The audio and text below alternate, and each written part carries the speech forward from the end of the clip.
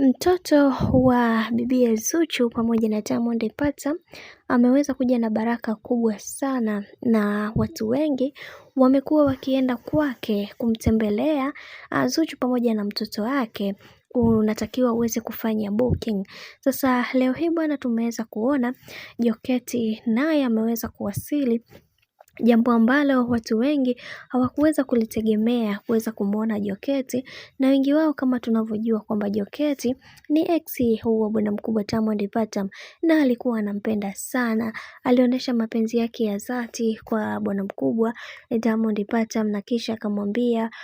aliweza kusema kwamba yeye hatakuja kuachana na bwana mkubwa Diamond Platnumz kwa sababu ni mwanaume wa ndoto zake na anampenda sana, na atahakikisha kila kitu kinakuwa sawa kwa upande wake. Lakini mambo yamebadilika, na tumeweza kuona leo hii bwana ameamua kuweza kumtembelea Zuchu pamoja na mtoto wake. It means kwamba na yeye tayari amesha move on kwenye mambo yake, hahitaji tena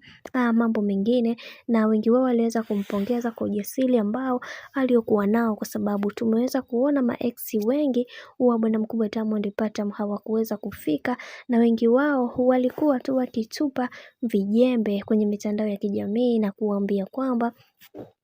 Zuchu mtoto mpaka aonewe kwa booking. Kweli hii jambo halijaweza kukaa sawa, na pia tumeweza kuona baadhi ya watu wengi waliweza kufunguka vingi na kusema ya kwamba katika hiki kinachoendelea sasa, wacha tuone mwisho wake itakuwaje, kwa sababu kila mtu anatamani kuweza kuona maisha ya bibiye Zuchu yakiwa mazuri pamoja na mtoto wake, kwa sababu kila mtu anaamini ya kwamba Zuchu ni mtu bora na Diamond Platnumz pia ni mtu bora vile vile. Hivyo kwa hiki kinachoendelea kwa sasa, Joketi ameweza kuacha watu midomo wazi kwa hiki ambacho alichoweza kukifanya siku hii ya leo.